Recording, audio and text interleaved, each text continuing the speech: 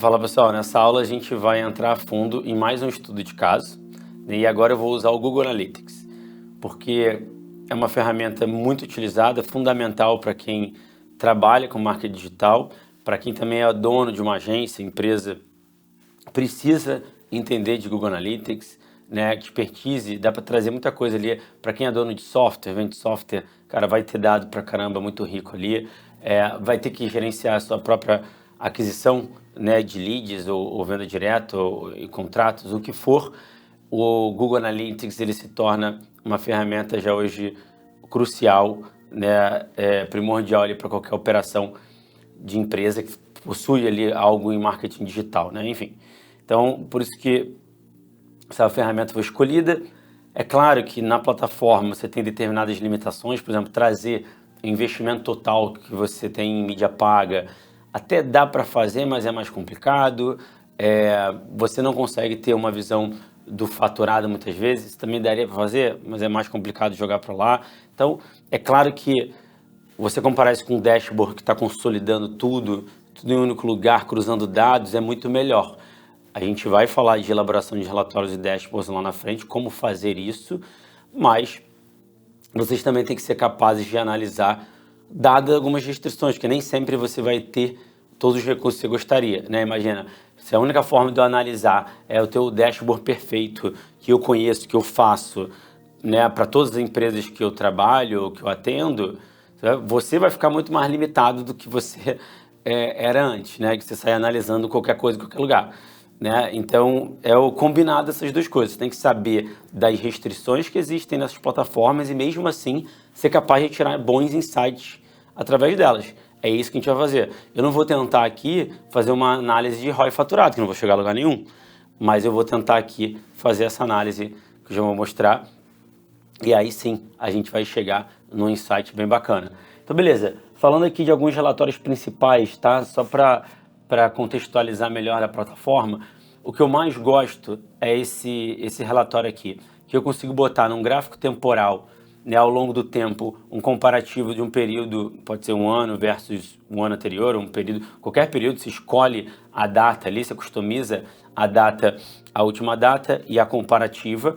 Então é bem bacana apesar de visualmente, né, até pelas restrições de layout de página, não ficar tão visual, às vezes, algumas diferenças entre uma linha e outra, pelo menos você tem um gráfico temporal ali. E abaixo você tem a tabela, que como eu botei no comparativo, eu pego esse agrupamento de canais, e aí eu já tenho o resultado por período, tá vendo? E a diferença absoluta e percentual na última coluna ali, por exemplo, de receita. Você vê o quanto variou percentualmente em valor absoluto. Isso ajuda demais nessa análise que a gente vai fazer aqui, tá? Porque aplicando o princípio de Pareto aí, ou seja, priorizando, eu vou olhar para o canal, ou para a origem mídia, enfim, para o canal, que teve a maior variação absoluta. Foi dali que veio o maior problema, ou a melhora do resultado, se for o caso, tá? Até já usando esse relatório, só para mostrar um dos principais benefícios que eu vejo, veja que o Paid Search, tá vendo? A linha 2, o canal 2, a variação percentual dele foi muito grande, então ele foi responsável por uma queda enorme aqui na receita. Então beleza, esse é um relatório super importante, é o primeiro que eu analiso, sempre até para poder me contextualizar ali, eu tenho um resumão, né, de tudo que eu vejo nos diários, eu consigo entender o negócio muito por conta daquele relatório ali. Outro relatório bem importante para e-commerce é desempenho de produto, né? Ali você tem a possibilidade, como você tem cadastrado e configurado ali a plataforma de e-commerce com o GA, você tem até o nível SKU, se for necessário, para você fazer uma análise bacana e você pode trazer o mesmo comparativo, tá vendo? A mesma variação percentual, embaixo absoluta em relação à categoria de produto, aí depende de quanto você tem organizado ali, porque a categoria de produto muitas vezes fica mal configurada e limita muito uma análise, é uma pena. Então, assim, isso também é aquela coisa que a gente falou lá no iniciozinho, falta de estrutura na análise. Tem que ter o GA redondo. E isso me leva até os outros dois relatórios. Esse relatório aqui de comportamento de compra, ele é fantástico. Ele mostra, tá vendo, sem atividade de compras, e aí todas as seções do site, aí as seções que tiveram adição ao carrinho, com visualizações de carrinho, aí depois ele mostra de uma forma muito visual, tá vendo? Bem bacana, fácil de entender, como está o comportamento do usuário desde sessões, a visualização de página de produto, que aí ele sai, tá vendo? Ele sai sem adicionar nenhum carrinho, ou então sessões com adição ao carrinho, ou que abandonou o carrinho, até chegar no checkout e sessões com transações. Olha que fantástico. Então aqui, você conseguindo configurar bem, você vai ter esse relatório que mostra, cara, a taxa de conversão de cada etapa. Isso aí você monitorando e até fazendo comparativo, nossa, você identifica rápido. Isso aí é uma coisa para monitorar diariamente, por exemplo. Porque aí se você sabe que a mediana, ou a média tratada, ou a métrica de conversão aqui, de cada uma das etapas é aquela, é em torno de 70, é em torno de 5, é em torno de 88, você vai saber se alguma delas aumentar muito ou cair muito, você já vai ficar atento e já vai entender o que está acontecendo. Isso aí é o que mexe no ponteiro, né? A taxa de conversão final do e-commerce, as pessoas ignoram isso, né? Mas porque às vezes a taxa de conversão de e-commerce é de 0,7%, 1%, mas se a taxa de 1% aumenta para 1,5%, isso é diretamente mais 50% de receita para o e-commerce, né? Se todas as outras, obviamente, se mantiverem. Então, esse é um relatório fantástico. Outro relatório é comportamento de checkout. Então, aqui é mais a fundo numa parte crucial do e-commerce, né? Então tá ali, ó, o carrinho, quando ele botou o e-mail, quando ele preencheu os dados do perfil, dados de envio, dados de pagamento. Então a gente sabe que o checkout, né? Lembra que a gente falou comparando com geração de lead? Cara, aquilo ali é o melhor processo de qualificação de todos para o e-commerce. A pessoa preencheu tudo, decidiu comprar. Ela está se qualificando a cada etapa que ela evolui no checkout.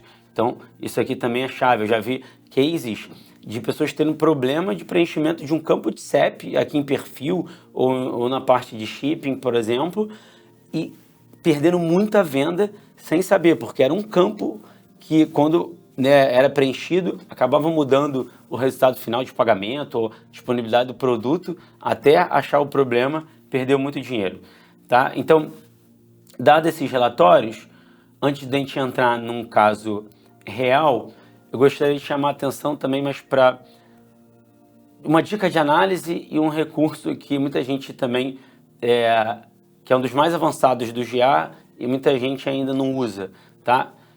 Que pontos são esses? Primeira dica é, simplifica a sua análise, né? Isole as possíveis causas. Por exemplo, quando você está analisando esse resultado de um e-commerce, o problema dele só pode vir por duas causas.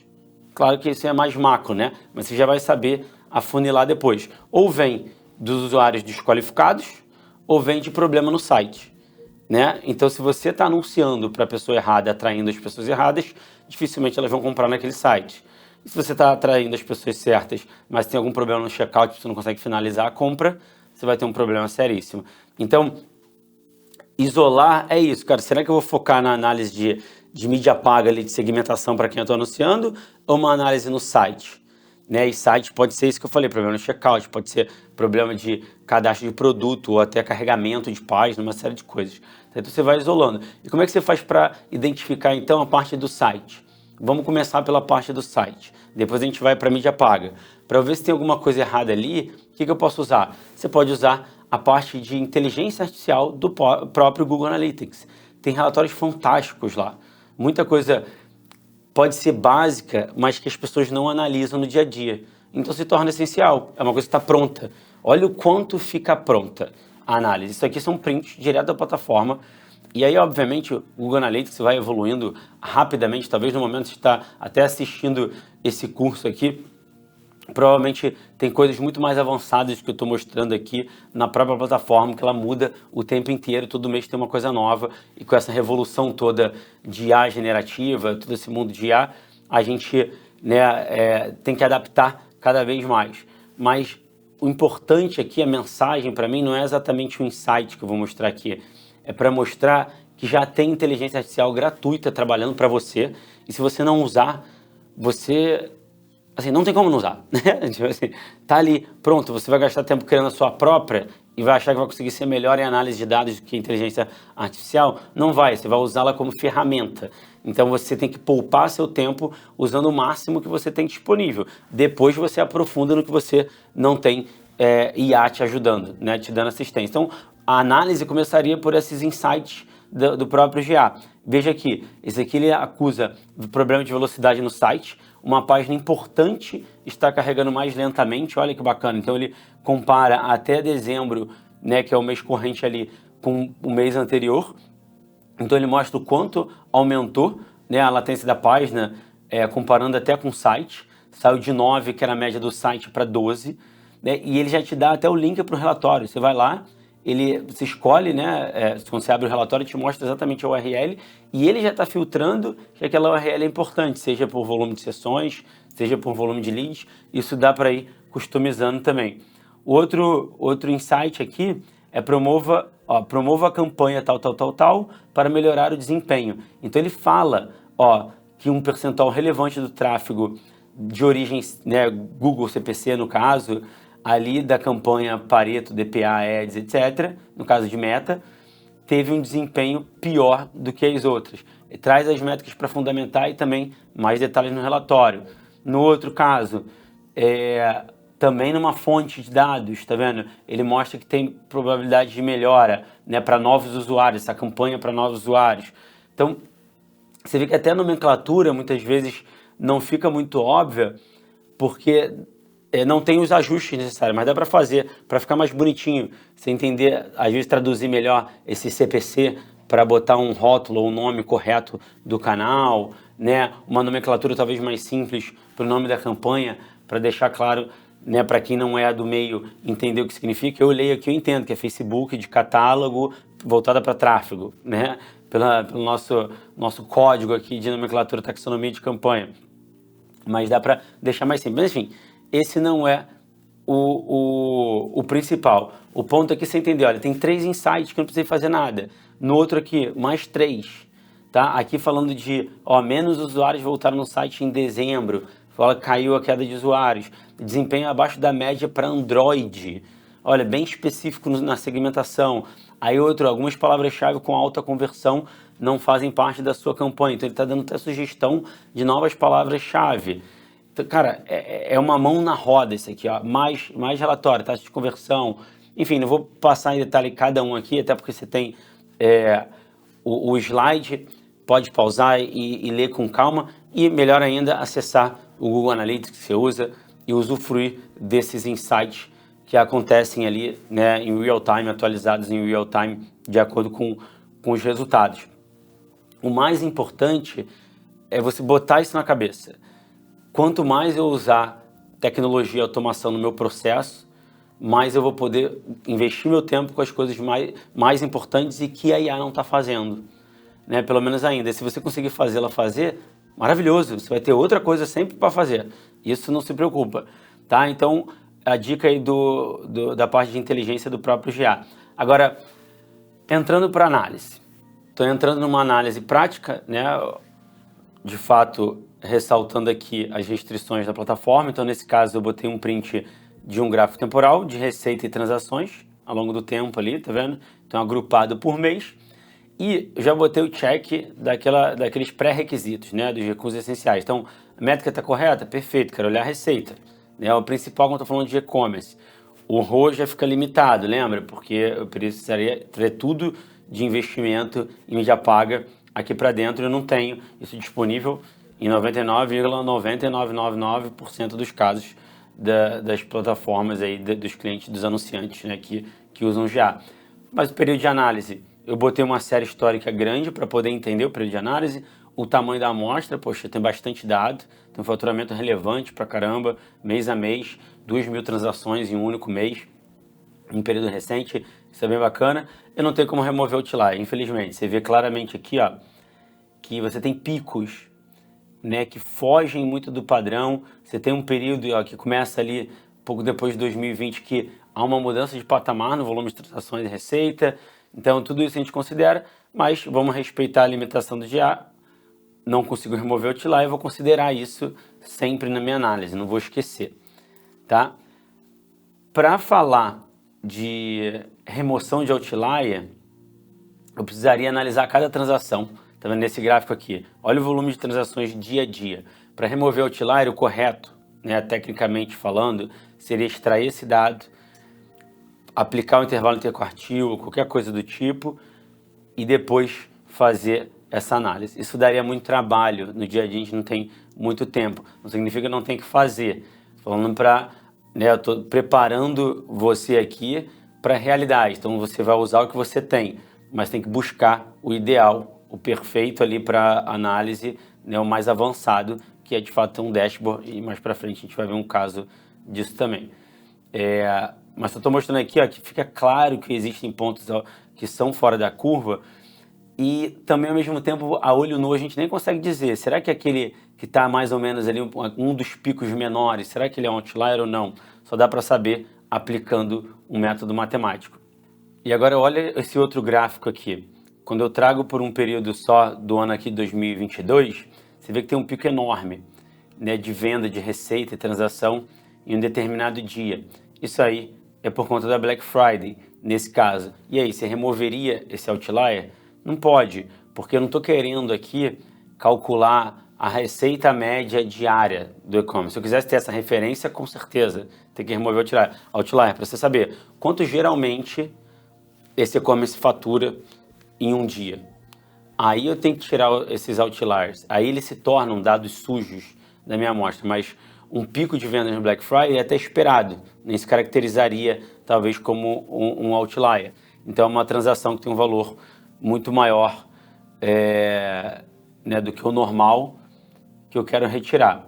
Mas o que a gente está querendo aqui é analisar, de novo, o que deu certo, o que deu errado, onde eu posso melhorar, qual é a prioridade para melhora. Então eu venho com aquela minha tabela com período comparativo, que é a variação percentual e absoluta.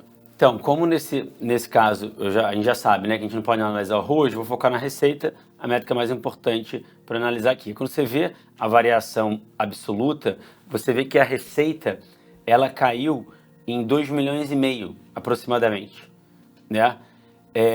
E você vê que 4 dos 11 canais que a gente tem disponível já representam 80% da receita. Olha que curioso. Veja pelo lado do percentual ali dos valores, né? Que é um recurso bem bacana também. Então, nesse caso, você tem 4 canais representando 80%, e dali você já vê até que o canal 1 quase não variou, 1,1 milhões ali veio só do canal 2 de variação, né? 500 mil ali do canal 3 e 1,3 milhões do canal 4. Agora, claro que você já viu aí que tá passando de 2,5, né? Porque assim como esses canais caíram, outros aumentaram. Então, no final, o delta foi de 2,5 milhões, mas esses foram os que mais impactaram. Então, 3 principais canais para analisar. E aí você reparou que no próprio relatório do GA também tem uma limitação. Eu não consigo ordenar pela coluna específica da variação absoluta, separado do percentual, tudo numa coluna só. Então isso não é uma coisa que no Excel ou até no Google Ads e Meta Ads eu vou mostrar aqui que dá para fazer. Isso facilita demais a análise, infelizmente não tem no GA. Às vezes com o GA4 isso evolua cada vez mais. Mas enfim, aqui acaba dando um trabalhinho maior porque você fica com essa visão. Cara, o que será então que aumentou pra caramba o resultado, né, que melhorou, que compensou para não fazer o delta ficar maior ainda do que 2,5 milhões, né? Então uma coisa que você vai ter que fazer a ordenação ali do antes e depois, eu vou ensinar um truquezinho aqui também para conseguir fazer isso mais rápido, mas é uma limitação, né, do GA. Agora, o que a gente tem que fazer, como a gente já sabe os canais que mais impactaram, que mais são representativos na queda da receita, eu já sei para onde eu tenho que afunilar, né, que é na parte de Google Ads. De qualquer forma, percebeu também algo aqui nesses outros canais? O direto, ele aumentou em 25% a taxa de conversão, mas mesmo assim caiu 37% dos usuários, então prejudicou pra caramba a receita final. E direto, a gente sabe, algum canal impacta ele, né? Seja canal offline, seja canal online, mas algum canal influencia para que os usuários entrem e acessem o canal direto. Do zero, eles não conseguem.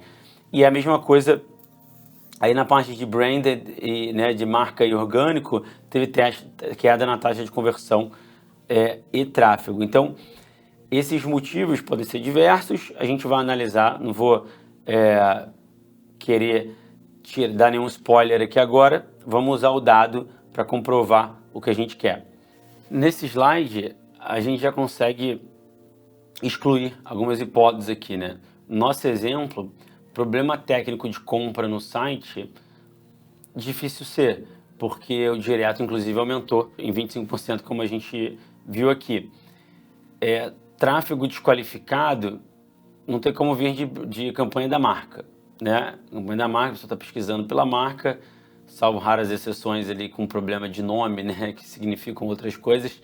Tem uns casos engraçados quanto a isso, mas ali é onde eu gosto de olhar muito, né? O tráfego que vem da campanha da marca para entender se tem algum problema no público ou no site, né? Então não é o caso. E orgânico, gerar tráfego desqualificado, geralmente não. Então o que pode ser? Teve a redução no tráfego e queda na taxa. A gente aprofundando então, analisando, você vê que o principal era Google Ads. Então como eu vi que, né, vem o principal ali, o Generic Paid Search, a gente vai no slide seguinte, a gente vai fazer uma análise dos termos de pesquisa do orgânico, tá? Você vê que, analisando os termos de pesquisa que levaram para o orgânico, tivemos termos que antes tinham venda e depois não mais. Tá vendo? Olha aqui nesse print. Você tinha beliche, banco sapateira, beliche, outro beliche. Tinham vendas relevantes. Então, né, veja nesse exemplo aqui. Tinham vendas relevantes e passaram para zero. Isso é um indicativo de que pode ter acabado o estoque, né? Parou de vender, simplesmente. E aí, uma outra dica bem legal é inverter a data, né? Então, quando você inverte a data ali, você consegue fazer essa ordenação contrária. Aí você vê outro tipo de variação, tá vendo? Então, esse é um insight muito bom, porque aí você põe o período, né, mais anterior primeiro e compara com o período mais recente. Então, você consegue ter as duas visões. O que antes estava vendendo e parou, ou o que passou a vender também, né? Então, olha nesse exemplo aqui. Nesse slide, então, a gente consegue, olha a conclusão que a gente tira aqui. A gente consegue ter um relatório, resumindo, que esse é o relatório total, né, dessa análise de termos de pesquisa do orgânico, um relatório com 44 termos que tinham mais de 1 milhão de vendas, 1,2 milhões de vendas, e agora não tem mais. E aí, a quantidade de insights você pode tirar disso aí, até de informação de produto, se você tem disponível ou não aquele produto em estoque, ou posicionamento mesmo do seu e-commerce, das suas páginas em relação àqueles termos de busca. Você pode perder posição, né, na parte de SEO, todas as estratégias de tráfego orgânico. Você vê que o tráfego aqui era bem maior que 51%, e a diferença é aproximadamente 300 mil. Então, enfim, a gente pode analisar o contrário também, e isso significa uma piora no período recente. Veja que os usuários e taxa de conversão piorou muito, né? Isso nos leva a querer analisar o quê? Produto. A gente já viu aqui que está muito ligado, né? Aquele termo de busca com produto. Então, você vê que a análise, ela naturalmente foi levando a gente a funilar para o relatório de produto. O que também é uma coisa, pode parecer óbvia, inclusive, e é óbvio ali a análise de desempenho do produto, mas pouca gente faz dessa maneira aqui. Então, você vê, olha o delta que está aqui, um delta de aproximadamente 2 milhões de reais. Esse aqui, por si só, já é um relatório fantástico para o time comercial, né? Porque você consegue passar exatamente o produto, e aí pode até botar a coluna de SKU se quiser. Você passa o ID, tudo ali, todas as informações que tem no e-commerce você consegue botar para ali. E aí você exporta isso, ele consegue até trabalhar melhor num Excel, alguma coisa do tipo. Foi exatamente o exemplo que eu fiz aqui. Aqui eu exportei esse relatório do GA para uma planilha do Google. Aí sim eu consigo fazer aquele cálculo, ó, que está o delta aqui, coluna delta, com a variação absoluta. Aí eu ordeno de forma, obviamente, crescente para ver o produto que mais vendia, que mais impactava na receita e parou de vender. Tá vendo? esse relatório, 36 produtos, só o que está aqui na tela, 36 produtos que representaram um volume absurdo de receita naquele período anterior. Acabou, você não precisa fazer mais nada. Isso aí às vezes resolve o ano de venda do e-commerce, trazendo insights até para as próximas datas comemorativas, para uma gestão melhor de estoque, enfim, dependendo do que aconteceu com aqueles produtos de fato, né? E além disso, a gente tem a taxa de conversão, mais uma coluna super relevante para entender de cada produto, ó, de acordo com o valor dele, a sua taxa de conversão, né, até já está configurado, formatado para destacar mais rápido produtos que têm altíssima taxa de conversão. Isso aqui também, para você testar, para aumentar a taxa de conversão geral do e-commerce, nossa, é fantástico. Assim, poucas vezes eu vejo uma análise lá do macro e descendo e chegar nesse tipo de análise, entende? E aí, por fim, trouxe um resumo aqui, né? Então, a gente, total de produtos, 3.675 produtos no site, dos quais 44 produtos impactaram, né? Deixaram de vender. Então, só os 44 de um total de mais 3.600 foram responsáveis por uma queda de mais de 3 milhões de reais. Precisa ver mais alguma outra coisa ou é melhor focar nesses 44 produtos? Fica óbvio o que a gente tem que fazer, né? Então, é claro que é importante isso tudo ter a configuração certinha. Já vi um relatório desse, por exemplo, não vale nada por causa de alguma mudança de estrutura no site, nome de produto, configuração ali da parte de e-commerce do Google Analytics, e no final o produto que passou a vender e o que parou, né, o que parou de vender e o que passou a vender mais eram os mesmos. Então só atrapalhou, sabe? Mudou o nome, aí parecia que era um produto novo, o outro, bum, parou de vender. E o outro começou a vender pra caramba. No final, erro de cadastro. Isso aí, cara, mata, porque dá uma pena, porque não é problema de nenhum de quem analisou, porque tem coisas que não tem como saber, né? Às vezes até pelo nome do produto ali que mudou, você não tem como dizer se é o mesmo ou não, sabe? Então, não invalida a análise, só chama atenção para um problema sério de cadastro de produto. E para fechar, olha como é que ficou a técnica da lente convergente nesse caso. A gente começou no nível agrupamento de canais, descemos para o nível termo de pesquisa em orgânico, porque a gente viu que era relevante fazer uma análise aprofundada de orgânico. Aí depois na parte de paid search a gente entendeu, obviamente ali por Google Shopping, que a gente precisava entrar no nível de produto. E aí depois a gente ainda tem, né, o nível campanha de Google Ads. E aqui por fim o nível palavra-chave. Tá? Então você vê que eu fui em vários níveis para concluir, mas tudo ditado pelo dado, pelo resultado, pelo desempenho, entendeu? Então, eu posso ir seguindo, diferente, né, numa árvore de decisão ali, tudo vai depender de como está o comportamento, como está o desempenho, né? É o dado que vai dizer. Mas é isso, a diferença no final, repara nesse caso, a diferença é que eu não fico fazendo um monte de relatório porque eu combinei com o cliente ou porque o cliente quer ver e prestar o serviço. Vamos fazer uma análise aqui de concorrente, vamos fazer uma análise de mercado, fazer uma análise de produto, análise de criativo, fazer 1000 análises. Não, é perder tempo. E o cliente não pode ter o seu tempo perdido com esse tipo de coisa também, porque ele paga, né? Falando no caso aí, fornecedor B2B, o cliente paga. Então, por que ele pagaria para você fazer um relatório que não é útil para ele, né? Ele quer que você faça, aplique aqui o princípio de Pareto, aplique boas técnicas para tome a decisão rápida e depois já possa fazer uma outra análise que também seja útil, tá? Então foca muito nisso, gente. Aqueles relatórios para constar, é difícil demais ter insight. Ver aqueles relatórios sobre dados demográficos. Quantos por cento de gênero, faixa etária, de localização, aí sem cruzamentos. No final, eu tento tirar um insight dali e não consigo. É um monte de slide, um relatório com 40 slides e que não me diz nada, cara. É triste isso, porque eu fico pensando no tempo que a pessoa levou para fazer aquele relatório. Bonitão ele pode até ficar, muitas vezes é lindo o relatório, mas não serve para nada, tá? Então tem que seguir um racional, né? Você vai seguir uma metodologia, tá? Então é isso, gente. Esse é mais um estudo de caso. A gente vai para outros estudos nas próximas aulas. Muito obrigado.